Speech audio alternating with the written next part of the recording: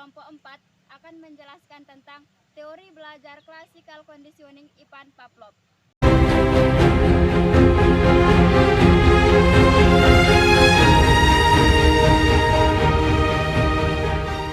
Tinjauan umum tentang teori classical conditioning. Sebagaimana disebutkan bahwa tokoh classical conditioning adalah Ivan Petrovich Pavlov, seorang ahli psikologi dari Rusia. Istilah lain dari teori tersebut adalah Pavlovianisme, yang diambil dari nama Pavlov sebagai peletak dasar teori tersebut. Prosedur conditioning Pavlov disebut klasik karena merupakan penemuan bersejarah dalam bidang psikologi. Conditioning adalah suatu bentuk belajar yang memungkinkan organisme memberikan respon terhadap suatu rangsang yang sebelumnya tidak menimbulkan respon itu, atau suatu proses untuk mengintroduksi berbagai refleks menjadi sebuah tingkah laku. Jadi, classical conditioning sebagai pembentuk tingkah laku melalui proses persyaratan atau conditioning proses. Dan Pavlov beranggapan bahwa tingkah laku organisme dapat dibentuk melalui pengaturan dan manipulasi lingkungan. Untuk menunjukkan kebenaran teorinya, Pavlov mengadakan eksperimen tentang berfungsinya kelenjar ludah pada anjing sebagai binatang uji cobanya. Dari abad ke-19 dan tahun abad ke-20, Ivan Pavlov dan kawan-kawan mempelajari tentang proses pencernaan pada seekor anjing. Selama penelitian tersebut, para ahli ini memperhatikan tentang perubahan waktu proses kecepatan pengeluaran air liur tersebut. Dan dari pengalamannya, kemudian Ivan Pavlov melakukan eksperimen yang menggunakan anjing sebagai objek penyelidikannya. Dan untuk memahami eksperimen tersebut, ada 4 pokok eksperimen. Pertama yaitu prasangka tak bersyarat. Yang dimaksud dengan prasangka tak bersyarat di sini yaitu prasangka yang secara alami, secara wajar dapat menimbulkan respon dari organisme. Contohnya yaitu misalkan makanan yang menyebabkan keluarnya air liur pada seekor anjing. Dan yang kedua yaitu prasangka bersyarat. Nah, yang dimaksud dengan prasangka tak bersyarat di sini yaitu prasangka yang secara alami yang tidak menimbulkan respon dari siapapun, entah dari organisme dan sebagainya. Dan yang ketiga yaitu respon tak bersyarat. Nah, yang dimaksud dengan respon tak bersyarat di sini yaitu respon yang ditimbulkan oleh prasangka tak bersyarat. Dan yang keempat yaitu respon bersyarat. Yang dimaksud dengan respon bersyarat di sini yaitu respon yang ditimbulkan oleh prasangka. Dan adapun langkah-langkah yang dilakukan oleh Ivan Pavlov, yang pertama yaitu anjing dioperasi kelenjar ludahnya sedemikian rupa sehingga memudahkan penyelidik untuk meneliti pengeluaran air liur tersebut. Dan yang kedua yaitu anjing sengaja dibiarkan lapar, kemudian Ivan Pavlov menyembunyikan metron agar anjing tersebut dapat mendengarnya dengan sungguh-sungguh.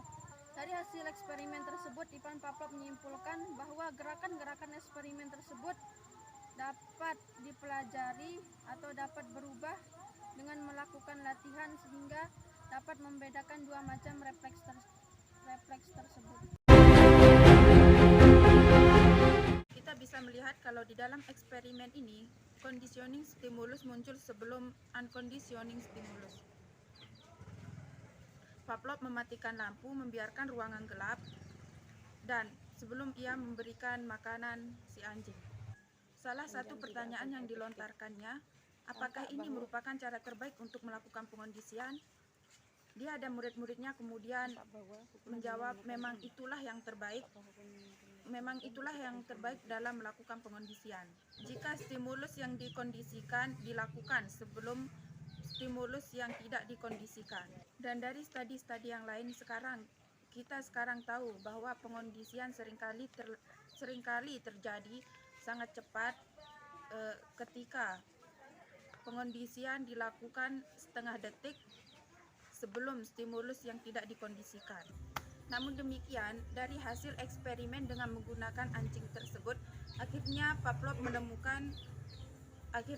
menemukan hukum pengondisian. Antara lain, yang pertama adalah kepunahan atau penghapusan atau pemadaman.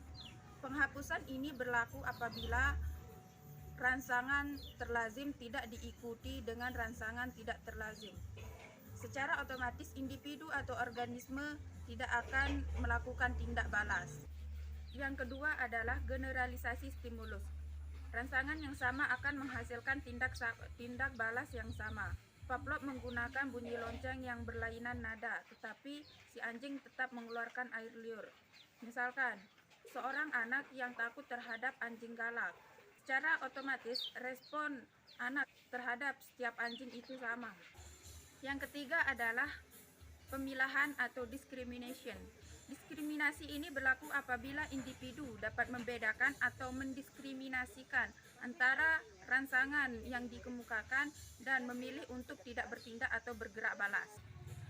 Contoh, anak kecil yang takut terhadap anjing galak, maka secara otomatis respon anak kecil terhadap anjing yang lain juga sama, kecuali anjing tersebut dalam keadaan terikat atau terkurung di dalam kandang. Secara otomatis anak tersebut rasa takutnya itu berkurang. Yang keempat adalah tingkat pengondisian yang lebih tinggi. Di dalam sebuah eksperimen, murid-murid Pavlov melatih seekor anjing untuk mengeluarkan air liurnya dengan membunyikan bel yang disertai dengan makanan. Kemudian memasangkan bunyi bel pada papan hitam. Setelah beberapa kali percobaan, seekor anjing dengan melihat papan hitam saja, seekor anjing dapat mengeluarkan air liur. Aplikasi teori belajar klasikal conditioning dalam pendidikan dan pengajaran. Seperti yang telah kita ketahui, apa yang telah dilakukan Pavlov bukanlah untuk mengembangkan teori belajar. Setelah banyak orang mengakui teori Pavlov bermanfaat di dunia psikologi, banyak ahli pendidikan baru mulai memanfaatkan teorinya untuk mengembangkan atau memberikan kontribusi pada psikologi pendidikan pada umumnya dan teori belajar khususnya. Menyadari latar belakang tersebut, kita sebagai pendidik harus menempatkan teori Pavlov secara tepat. Sebaiknya kita menggunakan teori conditioning sebagai referensi belajar secara fleksibel karena eksperimen Pavlov adalah perilaku binatang, padahal subjek belajar adalah manusia. Ada perbedaan hakiki pikiran dan perasaan yang tertentu, berbeda dengan binatang. Oleh karena itu, teori responden hanya digunakan untuk menjelaskan proses belajar secara umum, yaitu pengaruh kondisi tertentu terhadap sikap, perasaan, dan pikiran subjek didik dalam belajar. Namun, kita tetap mempertimbangkan pengecualian sebagai dalam menggunakan generalitas, tidak menegasi partikulitas dengan sendirinya. Demikian, menurut teori conditioning belajar adalah suatu proses perubahan yang terjadi karena adanya sifat-sifat yang kemudian menimbulkan reaksi atau respon. Untuk menjadikan seseorang itu belajar, haruslah kita memberikan syarat-syarat tertentu. Yang terpenting dalam belajar menurut teori conditioning adalah adanya latihan-latihan yang kontinu. Yang diutamakan dalam teori ini ialah belajar yang terjadi. Eksperimen Pavlov awalnya tidak bertujuan menemukan teori belajar. Meskipun sangat dipengaruhi oleh psikologi behaviorisme sesuai dengan kedudukannya sebagai ahli fisiologi, eksperimen Pavlov lebih bertujuan memahami fungsi otak. Hasil eksperimen Pavlov ternyata sangat berguna bagi pengembangan teori belajar. Oleh karena itu, tidak berlebihan apabila banyak ahli pendidikan mengadopsi hasil eksperimen Pavlov untuk mengembangkan teori belajar. Namun demikian, apa yang dipengaruhi oleh Pavlov bukan suatu yang final, sehingga kita sebaiknya fleksibel menggunakannya. Prinsip-prinsip teori belajar klasikal conditioning dalam pengajaran. Contoh penting proses ini adalah pelajaran atraksi emosional dan ketakutan, bahwa bentakan seorang guru seringkali membuat takut murid-muridnya.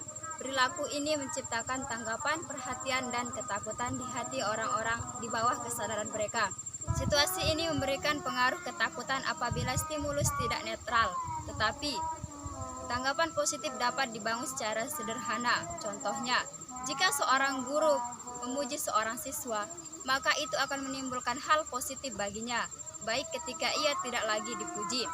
Pada akhirnya, proses ini dapat membangun hubungan baik di dalam kelas. Sebagai seorang guru, kita harus bisa mengetahui kondisi situasi yang dialami oleh para siswa. Mungkin hanya ini, semoga bermanfaat. Wallahul muwaffiq wal hadi ila sabilir rasyad. Assalamualaikum warahmatullahi wabarakatuh.